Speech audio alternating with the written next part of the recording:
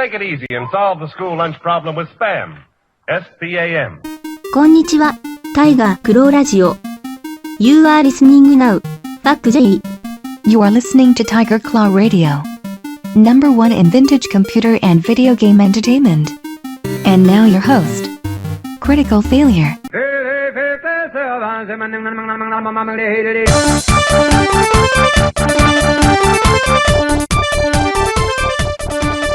Welcome everybody to Tiger Claw Radio. I'm your host, Critical Failure. This is episode 312. This is a Thanksgiving episode. We just had Thanksgiving just this past week. I hope you guys had a wonderful time.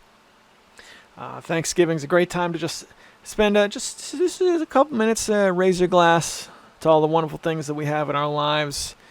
Eat with family, and if you are by yourself, well then raise your glass anyway, and be glad that you're fortunate enough to have a glass with something in it. And with that, let's get started. We had yet another release from Battle of the Bits. They're on a roll. I'm pretty excited. At the time this is being recorded, we're 18 hours and 54 minutes away from the Cheese Dance Jr.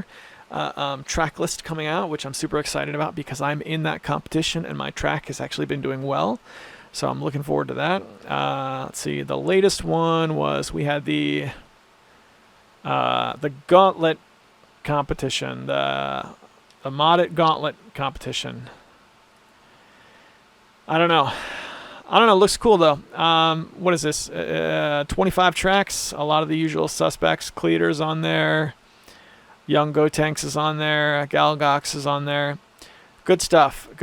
And there's also another one that I came across. This isn't new, but I just recently came across this. This is a Famitracker compilation of city pop tracks. So if you're into city pop at all, this is like a single compilation where chiptunes and Japanese pop music sort of cross paths. So I think that's probably what we'll hear from this week. This first track is called Adventure. Now I'm not familiar with the original city pop track, but makes for a good Famitracker tune. And this is a free compilation. This is from Gors, G-O-R-S. So you'll have to look that up on Bandcamp. All right, boys and girls, you're listening to Tiger Claw Radio.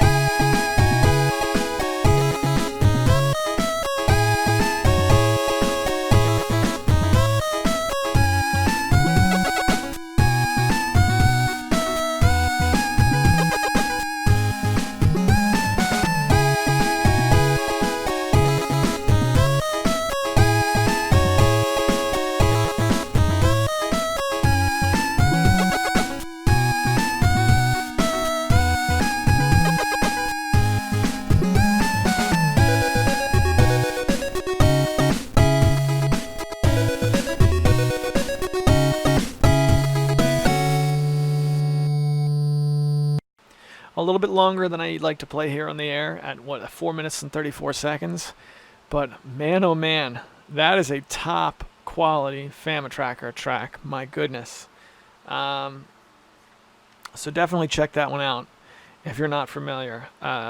Okay, so this is going to be a relatively short show. I've only got a couple of letters in the fail bag, and I've got one trip to the van for the van cast. But there were a couple things I wanted to go over. We had the sale, the Thanksgiving sale on Steam, and it's still going on at the time this is being recorded. But the game that I was into big this time out was the Peripheral River City Ransom games. They are. I'm going to get their titles exactly here for a second, because I only know them by the NES games that they're derivative of. River City Melee Battle Royal Special and River City Super Sports Challenge. Those are a couple of Steam games. Now they typically retail for $20 a piece, but they are not what I would call $20 games. They're very fun, and if you are lucky enough to have 4 people local multiplayer, then absolutely worth the $20. But multiplayer is kind of broken. Online multiplayer is kind of broken. So they went on sale now, and I had them. I've had both these games in my Steam collection for a couple of years now. But I bought additional copies for a couple of people on my friends list. And I've been playing River City Melee Battle Royale Special. Now, if you're into NES simulation, there was an NES game, a Famicom game, that this is derivative of, and there's an English translated ROM that's been circulating since the 90s called Ricky Cuneo, and that is a game that I have been playing since the very beginning of emulation. So when this game came out on Steam, it was a big deal. I was like, Ricky Cuneo made it out on Steam. It's on Steam. It's on Steam. It looks cool. It's got extra stuff. It was a big deal. So I really like the game. It's super cool because you have a 4-player like brawl kind of game, but it's not like Smash Brothers because you have like the fourth or the third additional plane. Like you can go up and down as well as left and right. But the combat is relatively simple. It's just, 2-button combat. Every person has a special move, and the special moves are all super simple to pull off, so you don't have to memorize combinations quite like you do with a Street Fighter game. But there is complexity because there's so many different special moves, and instead of just picking one person, you pick a team of people, and then you have to pick a different person within that team every round. So it's simple to play, but it has complexity layered on top of it. And for that reason, I really, really like it. It's an awesome, awesome game. In addition to being tied into this series of games that I've been playing since I was really small, River City Ransom was always my favorite game growing up. So yeah, that's cool. So I spread a couple of copies of that around, and I'm hoping to play some maybe come MagFest. We'll see. We'll see if I can talk Hemrock and Darabka into trying it. But with that, boys and girls, I've only got one trip to the van this week, so let's go check it out. I can't even remember when I recorded this or what I talked about, but isn't that usually the case? Let's go there now. Good morning, everybody. It's, what day? Wednesday. Wednesday before Thanksgiving. It's 6:16 in the morning. It is 46 degrees outside, which is kind of nice. It feels like the cold weather's backed off a little bit. Just in time for me to drive to work. And I'm headed off to do my last day in the office before Thanksgiving. I woke up early this morning and the Thanksgiving sale on Steam is going on. This is after missing the Halloween sale. So I checked it out. Combed through the sales and I picked up a couple of games in my first sweep. Spent about $10 and I got Star Control 1 and 2, which they come in a pack that was like $3.50. And I had never played Star Control. I never played either of those games before, but more on that in a minute. That's what I ended up playing with my time. I sat down and really played Star Control for the first time this morning. But we'll get back to that. So I got those, and I also got the original Disgaea, which was about $3.50.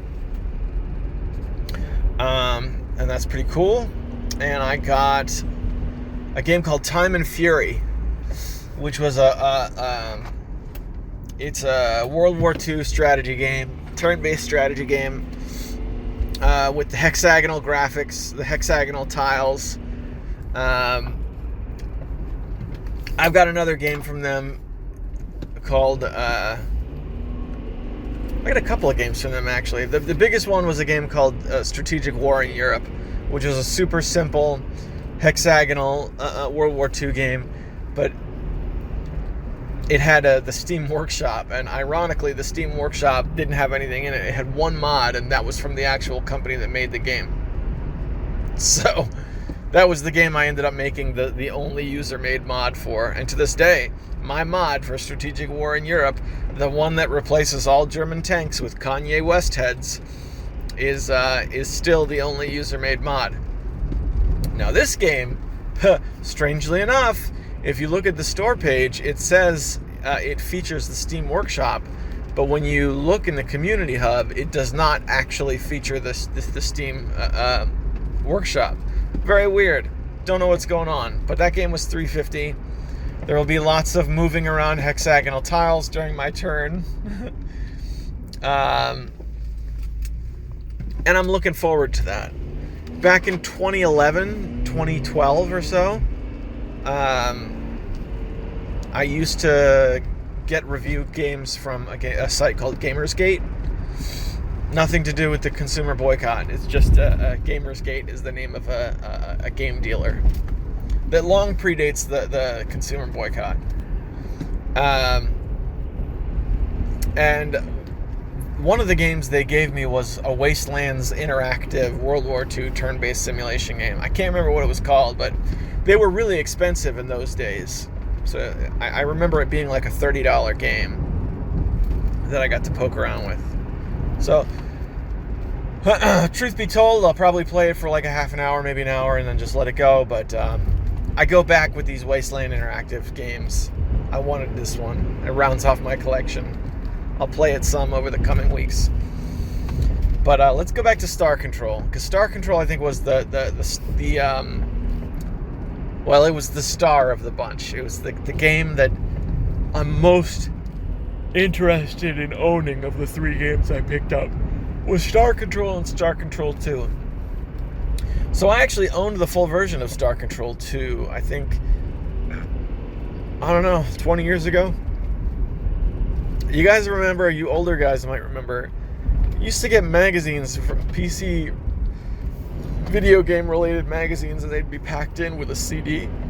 PC Gamer did it, but there was other companies that did it too. Well, one day, and this will give you an idea of how long ago it was, this was from Crown Books. I bought one of these magazines that came with a CD, and on that CD it boasted full versions of, it had a big long list of demos, like these types of things always do, but it was like 3 full version games. And one of them was Duke Nukem 3D. It had a full version of Duke Nukem 3D, fully legal. It was just that they worked out some deals that it was packed in. It was Duke Nukem 3D, Zork, and Star Control 2. I think Descent might have been on there too, I don't know. But I know those 3 games were on there, like, in full. And that was how I always knew Star Control as, like, the one game from that pack that I never played. Oh, never ever. Alright, hang on a second. Just gonna turn on the heat just a little bit. The heat and the windshield wipers. So, that was many, many years ago. And then, fast forward to last year, or maybe even a year and a half ago, where I really got into Bithead 1000's channel here on YouTube, and I went all the way back to the beginning and started watching all his videos. I don't remember when he made it, but somewhere along the line, there was a video of Bithead 1000 playing Star Control on the Sega Genesis. So that's kind of what I was expecting this morning when I loaded up Star Control for the first time. It was pretty different than that. Bithead's video showed off a game where it was like almost a fighting game between spaceships, like Space War, but a little bit more fleshed out with more options. This was something else. I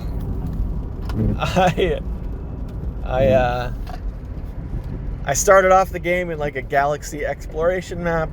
I get attacked right away and quickly killed.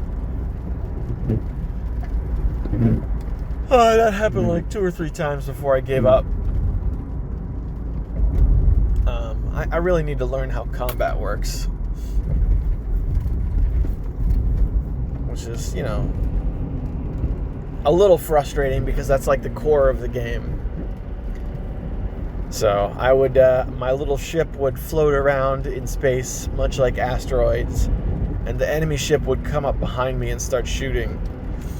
And the spin on my ship was very slow, so I couldn't turn and fire. By the time I turned 180 degrees, the other ship had completely disappeared.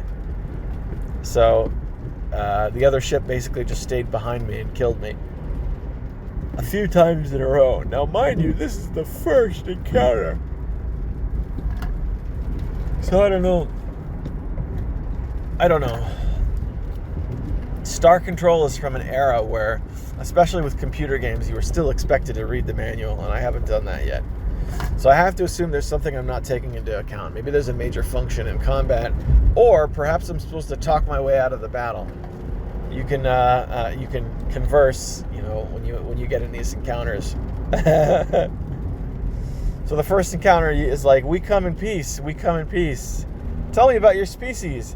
Yes, we must break you down to your molecular level so we can learn about you. And then they attack you. So it's like, all right. Well, that didn't go as planned. That was Star Control. I probably played that for maybe 15 minutes this morning. Not what I'd call a decent, full try out of the game, but I gave it a little try. I haven't tried Star Control 2 yet, but very, very different than whatever it is on the Sega Genesis that carries the Star Control name. All right, how we doing? It's raining outside right now. I don't like driving in the rain, especially on these roads to work, where it's like, when people are going to make mistakes out on the road, it's going to be driving to work when you're half asleep. That's when the worst stuff happens. And now I've got wet roads compounding that fact. So I'm probably going to take another sweep of the Steam store. Castlevania Collection's on sale, $10. Contra Collection's on sale, $10. SNK Classics Collection is on sale, $15. I'm probably going to pick up one of those 3 things. The Zombie Army Trilogy, the first one, is on sale, $5, which it goes on sale for more than that quite frequently. So I'm kind of pissed about that, to be honest. I was expecting $3.75 or something, and I was planning on buying 2 copies. So, you know, what are you gonna do? Hang on one second, everybody. Bear with me. All right, there we go. So that's what's going on. Steam sales, pretty exciting. I always get a big kick out of these, especially knowing that MagFest is just around the corner and we got an Airbnb room. Sean's coming over from Germany. Hemrock is coming over from the land of the internet, wherever he lives. And the 3 of us are gonna be able to play some local multiplayer Steam games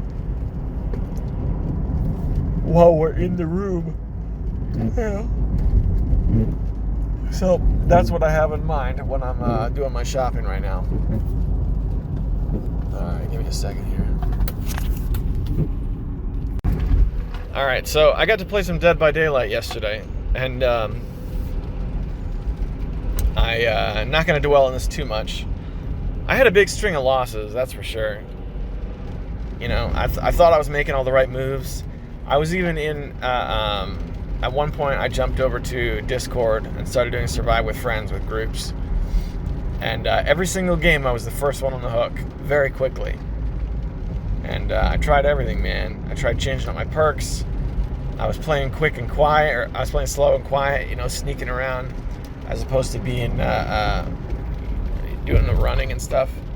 Nothing seemed to work. But while I was playing, so I had 2 idle games open on the right and left-hand monitors, and then Dead by Daylight was running on the center monitor. So I did achieve playing 3 video games at once. And that happened yesterday. And let me tell you, it was quite glorious. Oh boy. Territory Idle and NGU Idle are my clicker games of choice right now. I was a little iffy on NGU Idle, but now that I spent some more time with it and played with it, I figured out how it works. Yeah, I dig it. I think that's about all I got for now. I'm excited about the Steam sale because I missed the last one. I would love to get home and play the games that I just bought. These strategy games, these World War II strategy games, are a lot of fun. I like the ones that are not too terribly complicated. I've heard them referred to as beer and pretzel games. I don't know if that's really a term or just something this one guy said, but like World War II strategy games where you can really just chill out and have a good time. Unlike, Hearts of Iron or something like that. Don't get me wrong, nothing wrong with Hearts of Iron, but that's really in depth. If you got to worry about putting manpower into technology so that you can unlock the right tech tree and then all that stuff, if there's any sort of diplomacy, then you're getting into complex territory. Those games are great. They should exist. By all means, if you can figure out how to play Hearts of Iron, any one of those games, then you got a game you're going to play for decades to come, brother. Let me tell you. But I like World War II games that are just a little bit simpler than that. Panzer General is a classic. That's the standard by which I judge hexagonal grid, hexagonal-based World War II strategy games. That is a great game. So I would love to play that this weekend when I'm chilling out in my office. And with that, boys and girls, I got one last day of work left to do, and then I get to go home with my family and enjoy a wonderful Thanksgiving. See my brother-in-law who comes in from out of town, and just have a good time. Show off the new baby. Yeah, it'll be great. And I will see you guys probably when that's all over. Unless I do something this afternoon. I don't know. We'll see. I might record a Vancast coming out of work, but we'll see what happens. All right. See ya. Back in the studio again. No Vancast coming out of work. That was it. Let's see. Let's go back to the Gore's City Pop collection one more time before we hit the fail bag. Again, not much in the fail bag. This is. Well, I guess we're already 25 minutes in. I was gonna say this is lining up to be a pretty short episode. So before we go any further, I want to make sure and thank the sponsors. This is a Patreon sponsored program. I don't answer to anybody. I don't have any company that's telling me what I can or can't say, with the exception of what will get me banned from YouTube. And YouTube doesn't pay me anything, so I don't have to bend knee to their what do you call it? Their monetization program either. So these guys are holding this show up alone by themselves. So in thanks, I read their names off here in the Hall of Distinguished Gentlemen. I also like to give them early access to the show when I can. So they are Hemrock, James, Sendu, Tecmo Balls, Darabka, and Konstantin Kelman. Thank you guys so much. I hope you guys had a good Thanksgiving. Even those of you who are outside the United States, and maybe Thanksgiving doesn't really mean anything to you guys because you have a similar holiday on a completely different day. In which case, I hope you guys had a good Thursday. And with that, let's do another Gore's City Pop Collection track. How are we doing here? Where's the...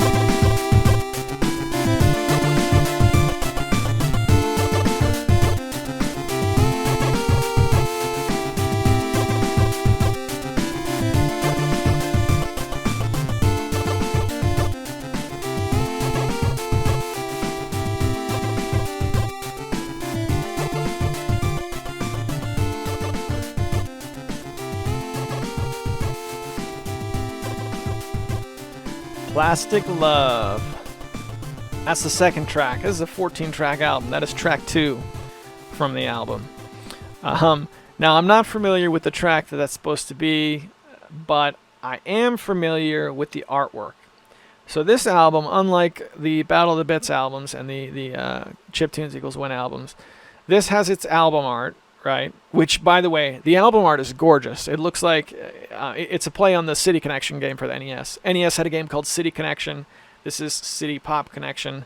They did it in the same font. It's like sky blue over white bubble letters. It looks gorgeous. And then each track individually also has like a pixel art of whatever it's, a cover of. So I recognize a couple of these from their artwork, but not necessarily from the tracks. So it's a new experience for me, and I highly recommend, if you're a chiptune guy, go check this out. The songs are a little bit long to be played here on the air, but this is a good chill out week. So we'll jam it out. All right, and with that, let's head over to the fail bag. Not much, but we'll just take a quick peek. All right, Death Adder, Mecha Menace, and Nawal Al-Zogby. Nawal leaves a comment on my MS-DOS word processors video. Just a quick recap. A couple years back, I did some videos about some MS-DOS programs. They didn't do so great out of the gate, but I noticed that they had a real slow build, and they ended up getting a lot of views over time. So to date, my most viewed video on YouTube is a video about a program called WordStar 4. So the Game of Thrones guy, George R.R. Martin, went on Conan once and said, hey, I wrote all my books in WordStar 4. It's really old. I kind of like the old software. And he talked about it, how it made it unhackable because it was a DOS machine and everything was written on. And after I saw that, I was like, well, let's check out WordStar 4. So I did a really simple little video, threw it up, and that is my most watched video by a long shot. So I made a few more MS-DOS based videos after that happened, and one of them was MS-DOS word processors general. It was like MS-DOS word processors. I just went and got a few of them, and let's just take a quick look. It was like WordPerfect, and then like a few real small ones.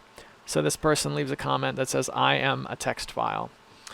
And I am going to, can I pin that one? Let's see if I can pin it. I usually like to pin my hate comments if I get them, but they don't come in very often. This one's pretty close. Yeah, pin. Oh, if you already have a comment pin, this will replace it. Oh, well. I'll check into that later. We got one from Mecha Menace. It says, DAS hack incoming. And he leaves a big link. Death Adder might be too coy to promote it, but this is a 6+ hour DAS extravaganza. I also helped. I thought the MCCU crew might want to come in to digest going into the long holiday week. Then Death Adder leaves a response. This episode is as long as the Lord of the Rings trilogy, and just like the Lord of the Rings, once it's over, you have no idea what even happened. Would recommend. All right, so here's what I understand, because I talked about this a little bit with Swingle as well. Very, very big podcast. And Mecha Menace is on it as well. So I am definitely going to be... Oh, hang on a second. My wire got tangled. I'm definitely in on this one. I've done this myself in the past. I did something called the Monster Cast. I did it twice, where it was like 6 to 8 hours, something like that. Very, very long interviews with people I knew, and just, I just wanted to see how long I could push this thing. So I'm excited to hear that the Death Adder Super Show has done something similar. Super excited. So if you've never listened, if you listen to Tiger Claw Radio and you've never listened to the Death Adder Super Show, then it is worth your time, my friends. He does a very good job. So check that out. And Death Adder also writes, gamer fuel memes aside, Master Chief is one bad dude. Yeah, man, I had some good times playing Halo. And as a matter of fact, just a year ago, or maybe a couple years ago, tops, over at the Cartridge Club. You guys remember the Cartridge Club? I haven't talked about them in a while, but the Cartridge Club did the original Halo. And I ended up playing through Halo 2 that month because I didn't quite do the Cartridge Club right. Like, I ordered a copy, but it didn't come until the very end. So, I don't know. Long story short, I played along with the Cartridge Club, some of the original Halo games, and I really enjoyed it. It's been a couple of years, but yeah, those are good times. So I don't know. I'm on the fence about this whole Master Chief Collection thing. I think it's wonderful that it came out, but it's just like the NES Mini. When the NES Mini came out, my instinct was, wow, this would have been really fun 10 years ago. But now, I don't know. Maybe I'm just too old. Who knows? But on the other hand, it's out. People seem to really be enjoying it, and the last thing I want to do is poo-poo on everyone else's party. So, hey, let's hear it for the Master Chief Collection, right? As for me, I'll stick to my Kunio-kun games and my clicker games, my Territory Idol, my NGU Idol, and my River City Battle Royale, my River City Melee. There's a new one, River City Melee Mach, which looks exactly like River City Melee that I have already, except that the online is broken on River City Melee, so I'm hoping they fixed it.